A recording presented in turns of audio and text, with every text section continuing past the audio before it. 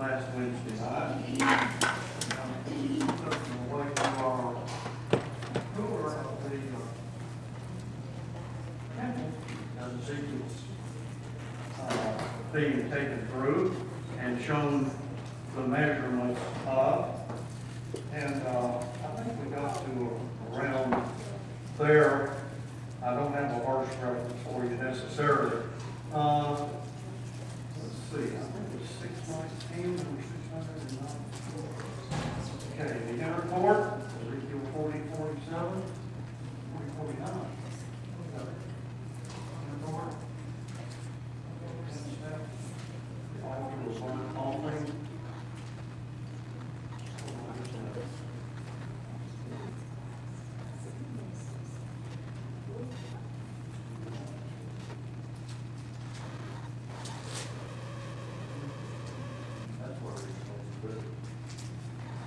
Okay. Well, let's see. So, we are ready, as soon as I get my pages right, to go to the inner court where that altar is, right there. It's, well, I think that thing is made of wood. As I recall, made of brass? Covered in brass. Wood covered in brass. Okay. Wood altar. It's wood. I think that's what struck me. We're going to look at the altar closer a little bit later. Let's see. Dead center in the inner court is the altar of burnt offering. And if we keep moving west, we go up a set of steps, which was, I'm still in the wrong one, which is 10 in number, which leads up to the, what we'll call, I guess, the temple proper, where the holy place and the most holy place are located. And we go up to the steps, go up these steps. And that's where the reference is to the number of steps, chapter 40, verse 49. And we enter the vestibule of the porch, which leads into the holy place, which I'm here. Oops. I must have a mistake somewhere. Where's the holy place? There it is. Okay. Yes. In 49? 49? Yeah, it doesn't tell us how many steps. No, you're right. Not all of them do. The CSB, the ESB, and the NRSB do tell us that there's 10 steps there, so we apparently got a difference in the original documents. But it only fits because the first set of steps is 7, the second set of steps to the outer gate, the inner gate is 8, and then the steps going up into the holy place is 10. The footnote says the Septuagint says that there are 10 10 steps. steps, okay. So That's where they got it then, okay. the Hebrew says there's 11. Really? That's what it says. Okay. 49 Septuagint. And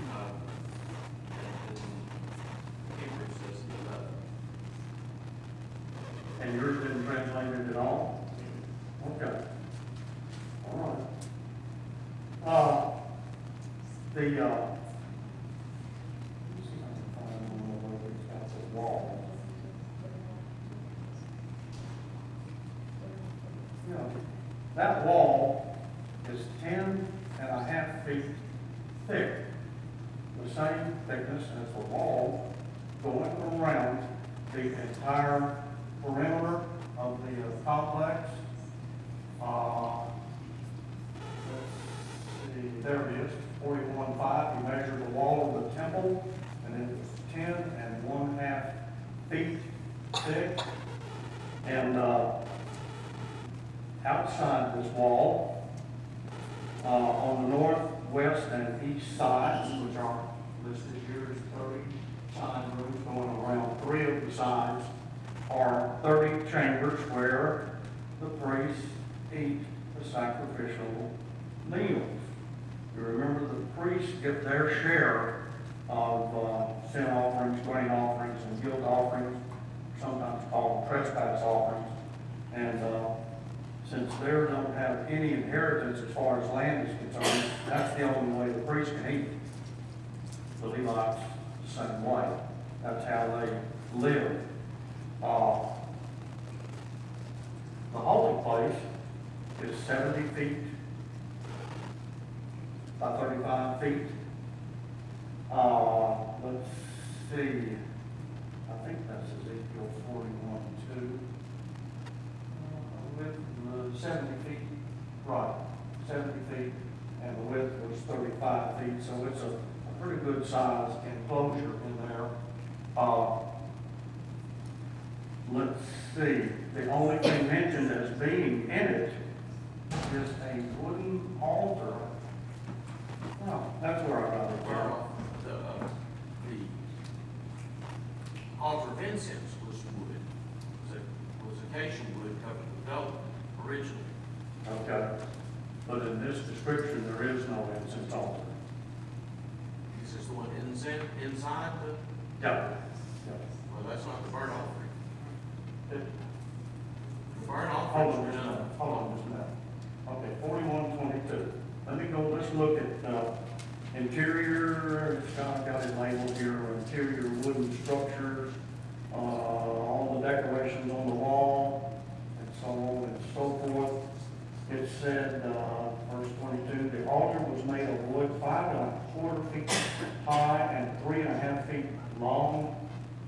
It has corners and its length and its sides were of wood. And he says this is the table that stands before the Lord. So This is the table of showbread, this is the altar. Okay, this is the altar there. yeah. That's what struck me, that's why it struck And I me. know that, well, I may be confused here. First time in my life I've ever been confused. the original was made of acacia wood and covered with velvet, and it was the altar of incense. It covered with bronze, The one in the altar. covered with gold. The incense was covered with Oh, gold. okay. The altar for offering sacrifices was bronze. Okay. But this one was covered with pure velvet and just was the altar of incense. I Okay. mean, this doesn't say that here, because the original one did, that was set in that place. Okay. I guess we'll have to figure that out later, and find out why this thing is made of wood. Because it's a vision, that's a good point. Now, the entrance into the holy place and the Holy of Holies, those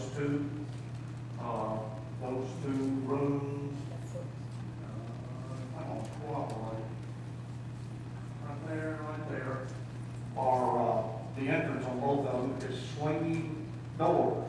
It's the only two pairs of swinging doors in the entire complex. And that's from Ezekiel 41, 23, 24, and 25. And And, a bifold door, isn't it? sir, This is like a bifold door, and each door had two swinging panels. there were two doors and each one had two swinging panels. And there were two panels for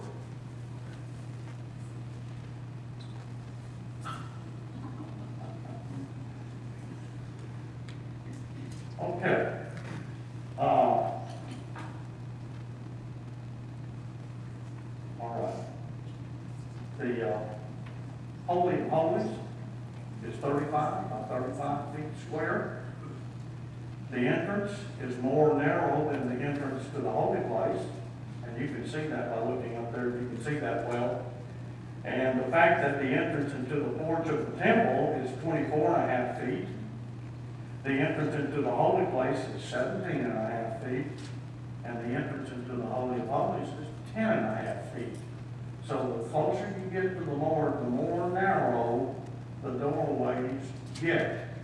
It's like the steps. The higher you go, more steps. get you higher, and then the entrances get progressively now more narrow as you go through. And now, if we keep going west through the wall, right here. Oh, come on, Lloyd. This thing does not like me. Mainly because I've got the battery back unscrewed. Okay, we're gonna go out the back door, which there is none. We're just gonna go through the wall here and look at this number 20. There's the three gate entrances, gate widths, by the way, if you want the scriptural references. Okay.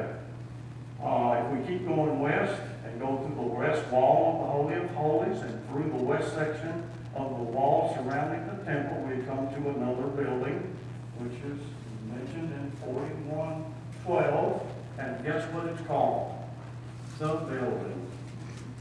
We don't know anything else about it except for these dimensions and its location. Some people think it may have been just simply for storage building, but that's just guesswork. Okay. And now we're going to look at the two rooms north of that building and south of that building is another set of chambers. And these are specifically said to be for the officiating priests to eat the offerings in. And it's all, I tell you what, if you want an idea of how difficult some of these descriptions can be, I'll let you read the first 6 verses and see if you can make some sense in it, because I could not. That's describing those priests' places where they eat. And that's why I did go through it verse by verse, because I would be lost very, very quickly.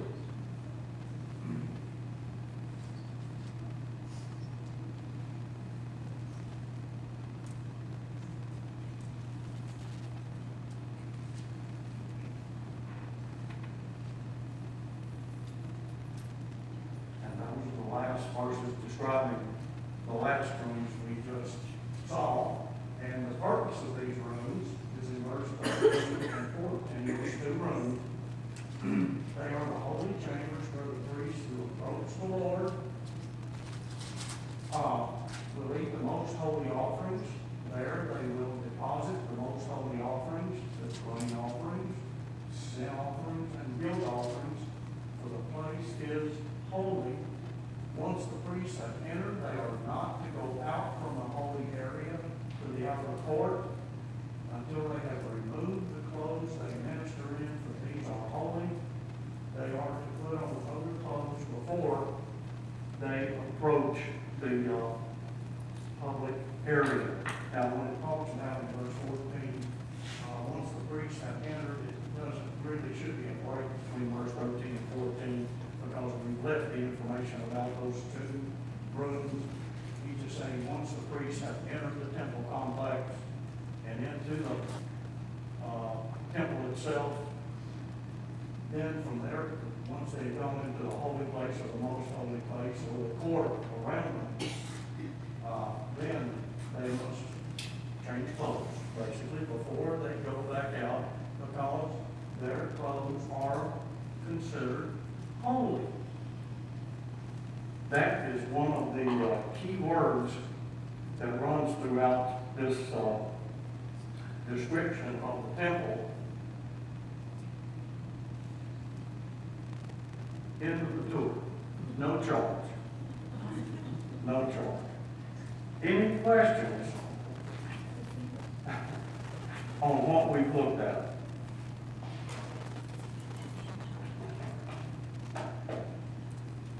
Okay. If you're really interested in a set of rooms and want to know how big they are, you're free to look it up, and good luck with that. Okay. Let's see. We've already looked at that.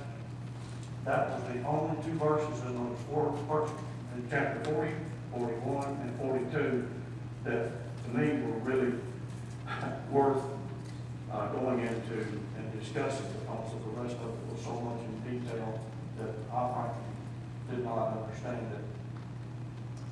Okay, there's those pretty easy ones. Ready to go to chapter 43?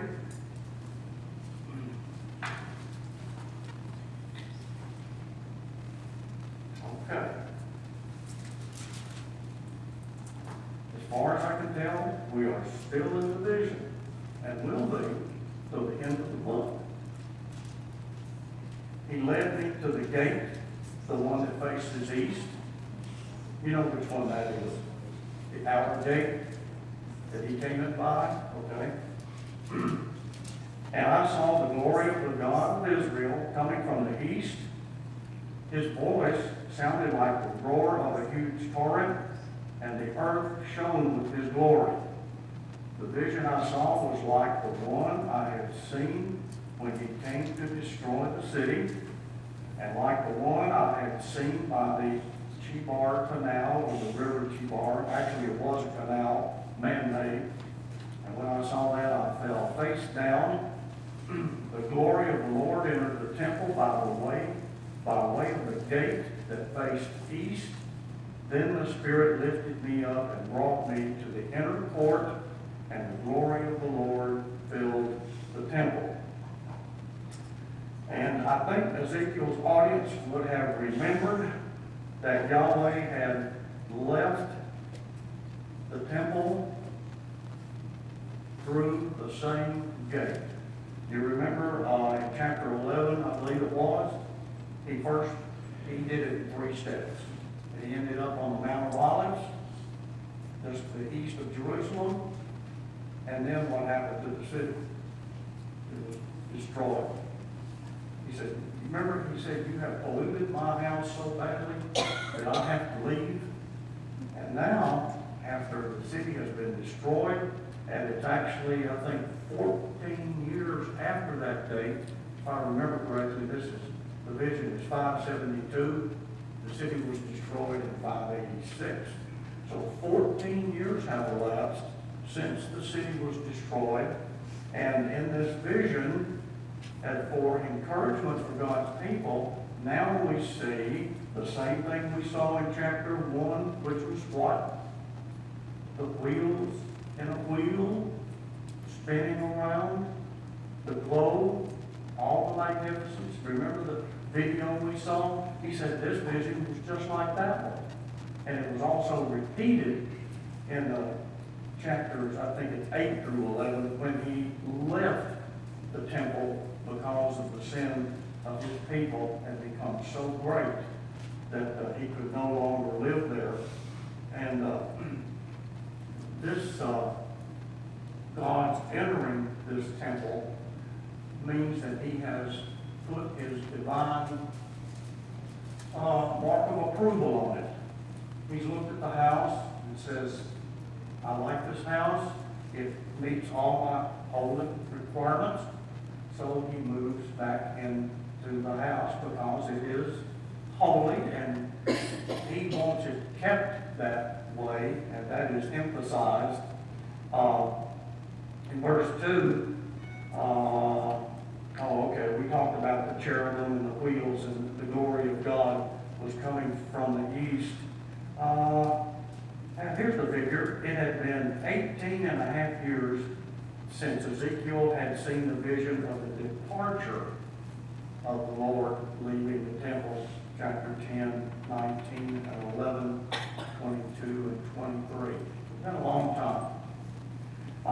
The roar of the torrent was probably the noise of what?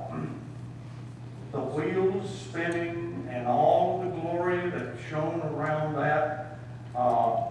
And I would have liked to have been there. And look at the last part of the verse. It even calls the land to shine. It even calls the land that the Lord covered to shine. And then in verse 3, it talks about when he came to destroy the city. Again, that's chapters 8, 9, 10, and 11. How does he put that? the vision I saw was like the one I had seen when he came to destroy the city. Some translations have I came to destroy the city. If you've got that translation, it means that simply the proclamation of the judgment by Ezekiel is seen as being him responsible for the destruction, when it was actually God's message behind it. The prophets are often said to do those things which they foretell will be done. So if you've got I in there in verse 3, I came to destroy the city, that's not that unusual, so don't get too wrapped up in that. Let's see, in verse 5, looks like God has returned home, so his anger has blown over, and a new era has started, and he's once again ready to take up residence with his people. While the man was standing, now remember, he's now in the court outside the holy place and the most holy, not in it. He's not allowed to go in it, but he's in the court, that little 70 by 35 court just outside the holy place and the most holy place.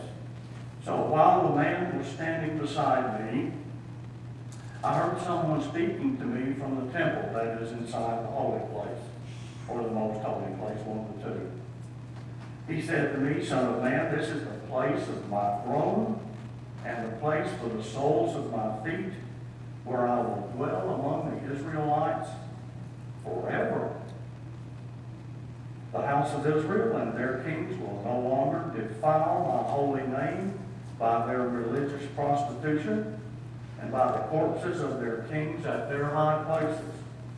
Whenever they place their threshold next to my threshold and their doorpost beside my doorpost, with only a wall between me and them, they were defiling my holy name by the detestable acts they committed, so I destroyed them in my anger. Now, he says, let them remove their prostitution and the corpses of their kings far from me, and if they do that, I will dwell among them forever. You remember, under the law of Moses, God was said to be enthroned where? Between the cherubim on top of the Ark of the Covenant. There was two cherubim with their wings stretched out, touching each other, and God was said to live right between them there inside the most holy place. On top of that lid of the covenant was called the mercy seat in Hebrews. Yes, John? Mine, I don't really know why, but it says all the way through here, it shows the corpses of the king. It says the lifeless idols Yes. of the king. There's a lot of, There must be some contention on the. yeah, some translations are, the experts say it ought to be in their death. There's a lot of questions about the corpses of their kings in verse 7, because as far as we know, none of the Judean kings were ever buried within the temple grounds or even that close by. We have, if they did, and they may have, we have no record of it. Okay? Some experts think the corpses of the king refer to their dead, lifeless idols, which were referred to in some cases as kings. In fact, the term Molech, Baal means master or king. So, whatever it was, it made the Lord angry by the proximity between what was holy, what was unholy, just outside the wall of his temple complex, which was considered holy, and he felt that it was much too close. So, he says in verse 8, they were defiling my holy name by the detestable acts which they committed. And let's see, verse 8, when they placed their threshold next to my threshold and their doorpost beside my doorpost. That was simply too close. speaking of the ark, which by the way is not mentioned as being in this temple, or I would certainly have pointed that out. The table of showbread is not mentioned. The incense altar, unless it's what we've been talking about, is also not mentioned as such. So there's some differences. Sir? The menorah, the lamps. Yeah, oh, seven lamp, the menorah with the candlestick is not mentioned either. Speaking of the Ark of the Covenant. Oh, come on. Okay, I don't have it here. Let me read Jeremiah chapter 3, verse 16.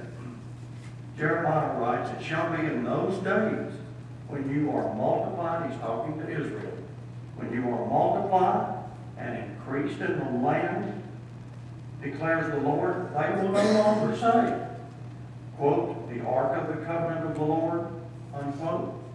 And it will not come to mind, nor will they remember it, nor will they miss it, nor will it be made again." So it's not going to be there. In essence, he's saying it's no big deal. It's missing. And they're not going to miss it anymore. So that explains, at least, may explain the absence of the Ark of the Covenant, the cherubim, and all of the other holy things that were inside the holy place and most holy place. The book of Maccabees, first Maccabees, says that Jeremiah, before the invasion, took it outside the city to a cave and placed rocks before it and buried it there. Okay. That's what the Maccabees. That's what the Maccabees said. Okay. Okay. There's other people that swear that it's in a Coptic church in North Africa. It's still there. Today, the priest of that church will let you in to see. Okay? Another group says it's in a warehouse in Washington. In a big wooden box. One of those is true. They all might be. I don't have any idea. Okay. Let's see. Oh yeah, verse 9. This is what he expects of them. After this temple is built, he has high expectations for his people to be holy because of the extraordinary holiness which is built in to this temple with its 10.5-foot thick walls, separation. Let's see. Now that word forever in verse 7, he promised that it would be there forever, but that has never come true. The temple has never been built because, as I understand it, all of this was a promise which was conditioned on the reaction of the people. And he says, if I get the reaction that I expect, which I demand, then this will all come true. But it has not come true yet. Do you think Right, we don't that expect you it. may have been referring to the acceptance of the Jews to Christ?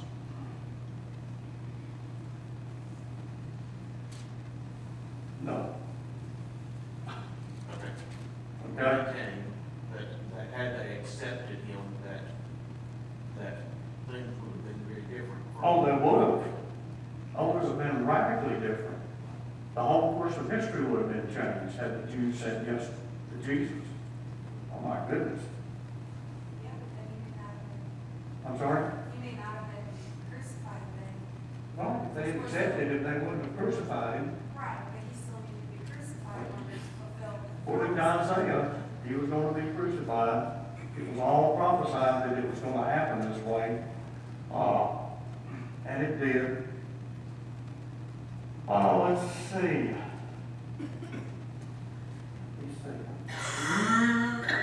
Here.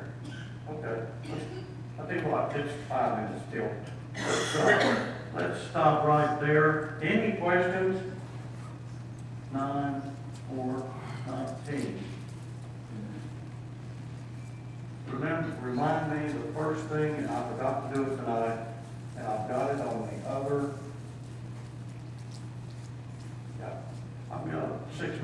video that I meant to show tonight, got carried away like I often do, and we'll watch that. If you'll help me remember the first thing before we leave the temple complex for good. Now, we've still got some measuring to do on the altar. Chapter 43, I believe it's verse 13 through 17. So, but I've got a drawing of that, so we don't need to stumble over that either. But help me remember that about this video that I think will be very, very helpful. Anything else?